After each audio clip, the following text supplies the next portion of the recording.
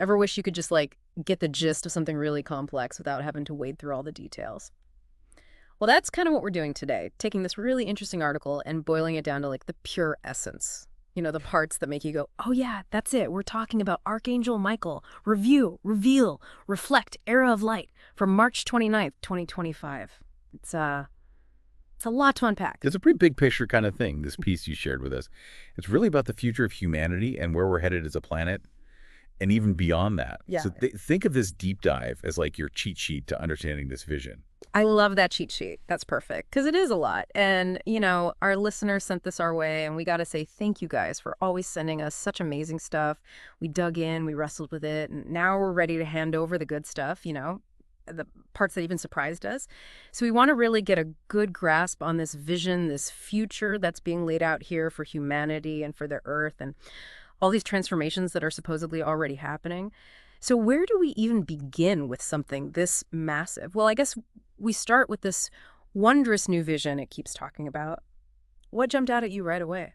Honestly, just the sheer size of it. Like, it wasn't just about humans having a better future. It was about everything being in harmony. Yeah. Like all these different levels of existence. It talked about the mineral world and plants, animals, and even those things that are a little less familiar, like the Divic and elemental kingdoms, which are kind of like the spirits of nature. Right. So it's not just peace on Earth. It's like peace across all these different realms. Like everything's connected. And it paints this picture of the environment that's just breathtaking. Like crystal clear water, you know, air that's actually good for you, and nature that's just pristine, like something out of a dream. It makes you think, what would a world like that actually do for us? Well, if you look at where we are now, with all the environmental problems we're facing, Hmm. it offers this sense of possibility, almost like a roadmap. Right. And it goes even further than that.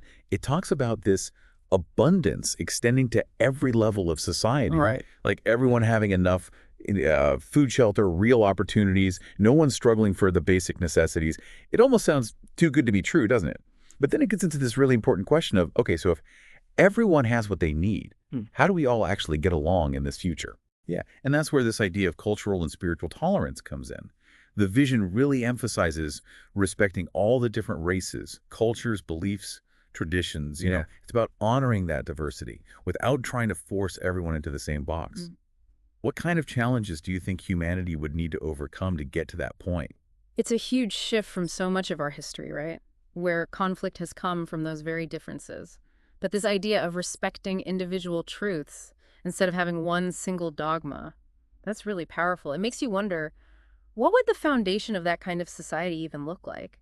Well, and that's where the article starts to talk about the nature of spirit. Hmm. It suggests that if you look closely enough, like really look, you can see this essence of the creator in everything, whether it's in a mirror reflecting back at you or in the eyes of a child, or even in the intricate patterns of nature. It's like saying there's this fundamental spark of the divine in all of creation. If we could all really see that, how would that change the way we interact? Not just with each other, but with the entire planet. Exactly. It speaks to this deep interconnectedness between everything. And from there, the article moves into this idea that even our understanding of truth is constantly evolving. Like old truths being replaced by higher truths as we grow spiritually. It's like we're constantly upgrading our belief systems. So what does that even mean for the things we think are absolutely true right now? Right. It's a good question. And it brings up this idea of intellectual humility, because the article suggests that the way we perceive ourselves, the world, the universe, it's all shifting really rapidly because of this expanding consciousness and what it calls an awareness of cosmic intricacies. It's like we're constantly learning and discovering more. It sounds amazing. Yeah. But the article also talks about something that I think a lot of people can relate to. It's this feeling of our bodies kind of rebelling against all this new energy. It even calls them our four lower bodies. Have you ever felt that sense of like almost being overwhelmed by positive change? Oh, absolutely. It's like trying to run brand new software on an old computer. Yeah. You know? And that's where that caution comes in, that more spiritual energy isn't always better. And the advice to really lean into ease and grace, I think that's super important. It's not about forcing this transformation, but letting it unfold. And then we get to this really interesting part about the breakdown of old structures. Yeah, it talks about boundaries and superstitions and these old belief systems and limitations, all kind of dissolving. On the one hand, that sounds incredibly freeing, but then it also talks about this feeling of vulnerability and not having any clear guidelines anymore. Why do you think that sense of unease comes up when these old frameworks disappear? I think because even though those frameworks were often limiting, they gave us a sense of certainty and predictability. Mm. When they crumble, it can feel like we're suddenly standing on shaky ground. Mm. And then you add on all this new information that's coming in, some of it even contradicting itself. Yeah. And it's easy to feel lost. It's like we're in a brand new landscape without a map. And the article even points out that these new truths we find, they aren't necessarily permanent either. They're going to keep evolving as we become more aware. It's a very dynamic understanding of reality. Which actually ties into that really common experience of time feeling like it's speeding up. Yeah. A lot of people talk about days, months, even years just Yeah. flying by. Yeah, it's that feeling of being on a crash course with destiny, as the article puts it. It definitely creates this sense of urgency. How do you think that feeling of accelerated time is connected to everything else we've been talking about? Well, it could be linked to this idea of shifting between different levels of reality, Yeah. moving in and out of these multidimensional energies. And I know that might sound a little far out there, but at its core, the article is really stressing the importance of staying grounded in the present moment, even as all this change is happening. Yeah, it's like saying no matter how fast the river is flowing, you can stay stable by staying present on the bank. Yes. And the article also talks about how, as we integrate these higher vibrational energies, we're actually becoming more powerful in terms of our ability to shape our reality, to co-create. So that's why it throws in that reminder, be careful what you ask for, because our intentions are becoming that much more potent. Which brings us right back to the power of the present moment. The article actually calls it the moment of God power, emphasizing that when we're stuck dwelling on the past or worrying about the future, we're basically blocking ourselves from that source. So learning to actually savor the present moment, to find that joy and that newness in every single moment, it's not just some feel-good idea, it's presented as a real key to unlocking our potential. And it even says that with practice, being fully present becomes our natural state. Now, I'm sure a lot of people thinking, okay, if we're supposed to be on this path of spiritual growth, why are we still dealing with challenges? The article mentions things like illness, accidents, job loss. It seems like it should be the opposite, right? Yeah, like shouldn't life just be smooth sailing once you're on the right track? But the article introduces this idea of the higher self actually orchestrating certain experiences. It's saying that these challenges aren't punishments. They're actually opportunities for growth and understanding that are carefully chosen and presented at just the right time for us. So it's not that we've done something wrong. It's more like our higher self knows what we need to learn and when we're ready for it. Mm. And that advice to look at things from a broader perspective, to remember that not everything is a personal attack. I think that's really helpful in those tough times. Yeah, it helps you step back a little and not get so caught up in the drama. And speaking of growth, the article also talks about this continuous process of transmuting old energies and beliefs. It says we're constantly shedding anything that doesn't resonate with things like integrity, self-empowerment, unity, unconditional love. It's like this ongoing internal cleanse. It's a pretty intense self-reflection, isn't it? But it makes sense. And the article also wisely points out that perfection in this human form, it's not really the goal, except in the realm of the creator itself. It's more about constantly striving to become the truest version of ourselves while we're navigating this very complex reality. And then it brings up this really powerful image of Pandora's box. Right. It talks about this idea that deep within our psyche, we all have this Pandora's box that's filled with these core issues and limiting beliefs about ourselves. Yeah. Things like self-love, our sense of worth, abundance, even aging and the continuity of life. It's like all these old tapes are surfacing now so we can finally deal with them. They're coming up to be reviewed so we can let them go and make room for something better. And from these person beliefs, the article then shifts to something that seems very tangible: money. And it reframes money as something that ultimately originates from spiritual thought. It's a symbol of the universe's abundance. So that call to claim and affirm a never-ending supply, that's a huge mindset shift for a lot of people who see resources as limited. It's about tapping into this sense of limitless possibility instead of operating from a place of scarcity. And the article suggests that the shift is being supported by our growing intuition and even our telepathic abilities. It talks about those intuitive senses becoming stronger and a more active role of our oversoul, that higher aspect of ourselves. Yeah. And the God ray, which is like this direct beam of divine energy, helping us to filter these refined creation energies. It's almost like we're becoming much more sensitive receivers. And it emphasizes that this inner transformation we're going through, it's not happening in isolation. As we raise our own vibration, it has a ripple effect on the world around us. It goes back to that interconnectedness. And then there's that really practical advice about teaching by example. Yeah. It's not enough to just understand these concepts intellectually. We have to actually live them. Right, like embodying success, good health, creativity, love, generosity. It becomes this powerful way to communicate and inspire others just through our actions. And all of this personal evolution is happening within the context of what the article calls an accelerated initiation process. And it contrasts the old ways of spiritual initiation, which were often solitary and really difficult and could take lifetimes, with what's happening now, which is this speeding up of our spiritual growth happening right in the middle of our everyday lives and within the collective consciousness. So it's not about going off to a mountaintop to meditate. It's about facing these challenges and opportunities in the midst of our routines. And each time we navigate them with awareness, we're clearing out those old imbalanced patterns. And as we gain experience, we start to see that bigger picture. Yeah. And we become more skilled at navigating those distorted patterns without getting totally derailed by fear or negativity. And it points out this crucial shift from constantly seeking validation from outside ourselves to recognizing our own inherent worth and allowing others the freedom to walk their own paths. That feels like a big step towards inner peace. And then it introduces this image of these celestial winds of change that are blowing stronger and stronger, impacting everything on Earth, and basically forcing us to either evolve or devolve. It creates a sense of a powerful, unavoidable force at work. Like staying stuck is no longer an option. We're being pushed to grow. And this ties into the significance of the harmonic convergence back in 1987. Yeah, the article presents that as a major turning point. When these creator light frequencies accelerated dramatically, potentially catapulting those who are ready into these higher states of being, bringing new levels of awareness and responsibility, it was like a cosmic wake-up call. And following that acceleration, it talks about a narrowing spectrum of choice. Like we're moving onto a narrow path, which means we're being asked to make more conscious choices aligned with higher principles. It even suggests that our bodies will become more attuned, almost like an internal guidance system, steering us away from lower vibrational foods and habits so we can integrate this divine light and achieve optimal health. It's about learning to listen to our body's wisdom. And this growing sense of personal responsibility for our well-being. It goes along with this emergence of new healing modalities and a predicted shift in the medical profession towards prevention, focusing on maintaining health rather than just treating illness. And the article really emphasizes the power of light, sound, and color as fundamental tools for healing and transformation. It's a very holistic view of health that goes beyond just the physical. And as this spiritual connection deepens, it suggests that a lot of us might feel a stronger link to what it calls higher realms. And it encourages us to really listen to that divine voice of the creator within.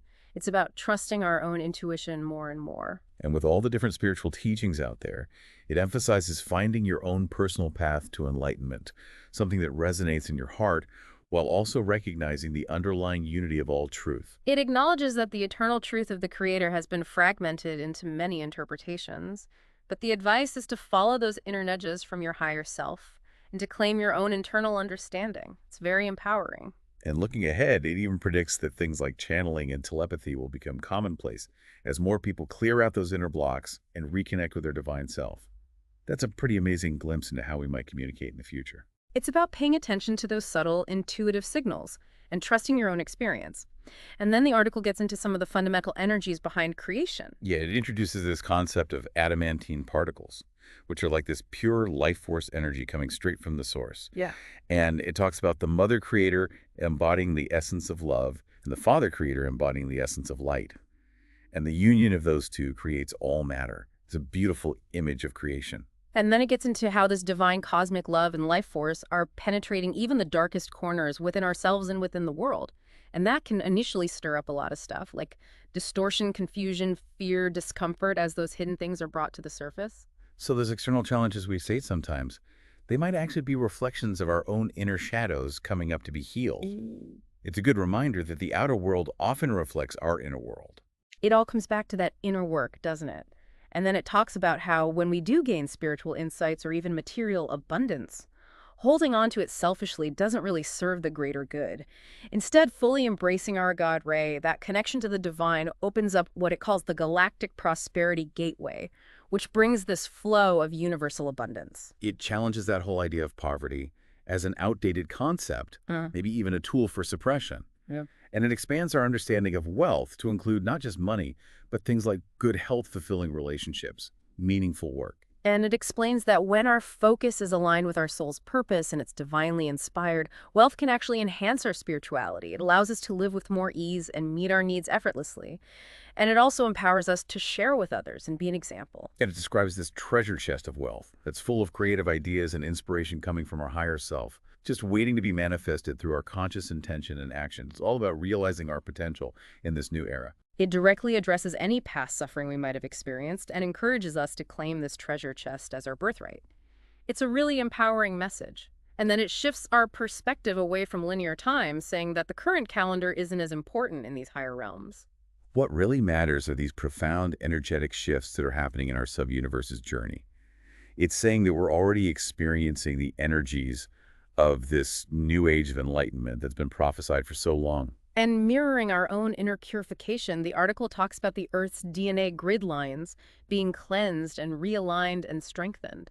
It's supporting the planet's own ascension. It's like a global upgrade is happening right alongside our personal ones. But with all these intense shifts happening on both a planetary and personal level, the article acknowledges that it can be tough to keep up with and integrate all these refined energies that are constantly coming in. It suggests that sometimes we need to step back and allow our external world and our physical bodies to catch up. And it validates those feelings of dizziness and disorientation and confusion and even discouragement as being totally normal during this time of incredibly rapid evolutionary progress.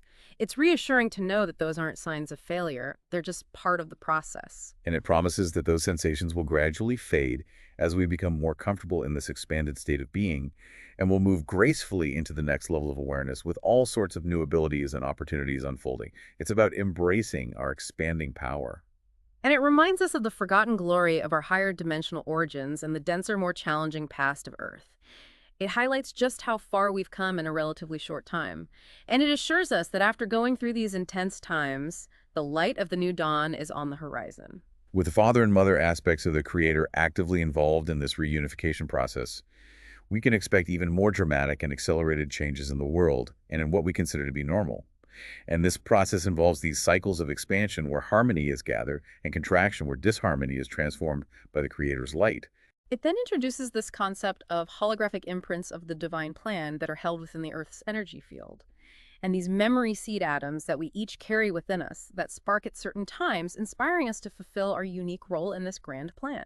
It even mentions backup souls who are ready to step in if someone falters. It's like this incredibly intricate design. And as these holographic blueprints that shape our realities are shifting, it can create feelings of vulnerability and even a sense of losing our identity. It's similar to those times when we have to let go of old relationships or possessions or even self-perceptions that no longer serve us. It's about aligning with our higher self. And this gradual access to more refined energy and higher frequencies, it leads to a greater sense of ease and comfort in the fourth dimension as we continue to clear out those lingering negative energies.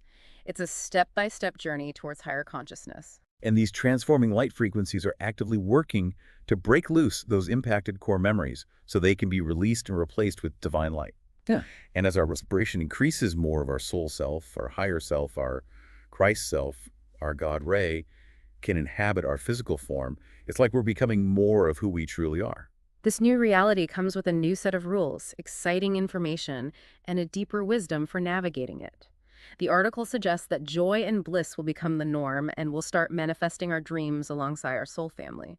And the call to action is to share and teach this new understanding. But it also acknowledges that we might feel like we're taking a step backward sometimes, or experiencing sudden illness, even when we think we're making progress. And even meditation might feel less comforting for a while. It connects this to the intense influx of divine light that we've been experiencing over the last 20 years. And to help us integrate these higher frequencies without getting overwhelmed, our higher self might temporarily put us in a null zone or no time period. It's like a pause for integration. And this idea is sometimes linked to the concept of the photon belt, which is this region of intense energy in our galaxy. The article also points out that the Earth's rotation is slowing down slightly while its vibration is increasing. And this is impacting all life on the planet. Every being is trying to align with these new frequencies to stay in harmony. And it talks about these way showers who are further along on the path. They're functioning at a much higher resonance within the Earth's energy field in the fourth dimension. And as the Earth ascends, the reality has to keep shifting, which means old truths and even old identities have to dissolve. So this brings up some really interesting questions for you to think about. Yeah. How do you picture yourself in your future world? What is your greatest desire? What do you wish to become? It's all about consciously creating the future you want. And it reminds us to relax, to let go of resistance, and to trust that this is all part of an upward spiral. There's no real stagnation. Even the way we think and the language we use are changing. And old memories might start fading as we integrate these new frequencies. New areas of our brain are being activated, and we're being asked to think in new ways, deciphering light packets and sacred geometry. This might lead to some communication challenges with those who aren't moving at the same pace. But it also opens the door to telepathic abilities and a reduced need to rely on words. It's about speaking our truth with integrity and letting go of those old manipulative games. Being gentle with ourselves during this transition to this more refined spiritual awareness is so important. It's okay to feel like we're losing a part of ourselves, but the article clarifies that it's the part that no longer serves us. It's making space for something new. And it describes this process as a return to our perfected etheric form, our etheric web, from which our physical body was holded. It encourages us to shed those anchors and weights of the lower dimensions so we can soar into these higher realms of consciousness. Our perception is filtered through what it calls vibrational lenses that are created by our past thoughts, intentions, and actions. So it reminds us that we have a lot of power in shaping our own reality. And it highlights that those who are resonating at these higher frequencies are here to assist Earth's ascension. Their mission is to help others awaken and to uplift the collective consciousness. It's a shared effort. And here's a strong piece of advice. Cultivate discernment. Don't get attached to rigid philosophies or give your power away to external sources. It repeats discernment, discernment, discernment, because what we might see as truth today could be surpassed by a higher understanding tomorrow. It encourages us to look back at how accepted knowledge has changed throughout history, and to remember that feeling vulnerable is a natural part of shedding density and integrating more light. And that's happening to everyone right now. It describes this whole experience as a fast-forwarding dream. And the advice is to allow old energies to transmute without clinging to them, which just causes more suffering. This is a time of change, not stagnation. So embrace it with joy and stay present in the now and the still point. Each moment right now is packed with significance. It's like a rapid-fire download of new wisdom insights, reasoning powers, gifts. We have to be open to receive it all. And each surge of higher vibration dissolves a part of our old reality to make way for the new. The message is that we can't fail, but we could definitely hinder ourselves by resisting change. So accept the gifts that are being offered, be a witness to your own transformation, and don't get stuck on any particular stage as you transition into this spiritual human being. Ride the waves of change. And it offers this powerful affirmation: all the forces of heaven are with you. Then it gets into the power of the Supreme Creator and how we need to remember how to harness that life force of creation as co-creators. It describes this flow of life force from the Creator through the Father, Mother, God, through our silver cord, our God Ray, and to our higher self. And it talks about this starvation diet that much of humanity has been on because of a disconnection from their souls and all these distorted energy fields. And it leads to people trying to get energy horizontally from each other instead of vertically from the source. But it makes it clear that eating solid food is a physical process. It doesn't determine our level of consciousness, and it highlights how blessing our food and setting intentions can actually change the vibration of what we're eating. In the end, what comes out of our mouth is more important than what goes in. So be mindful of your words and attune to your oversoul, your higher self, for guidance on what to eat.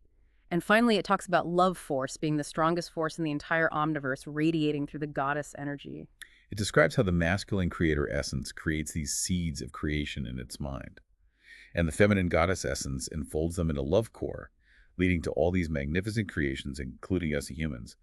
It mentions how the Mother Creator was dominant in early worship, made this long patriarchal era, and now we're in a time of reunification, recognizing the wholeness of the Creator.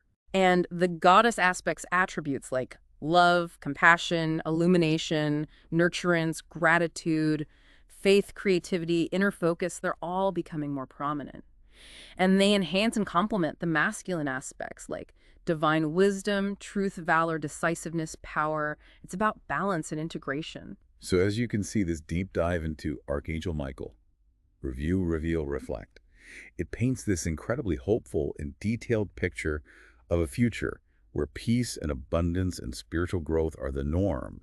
And it's all driven by these profound shifts in consciousness and in the very energy of our planet. We hope this gave you a clear and insightful overview of this fascinating article. Now here's something to ponder.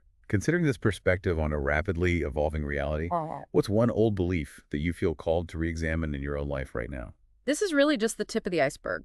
There's so much more to explore in this material, and we encourage you to take some time to reflect on what really resonated with you. Thank you for sharing this with us. We're looking forward to our next deep dive together.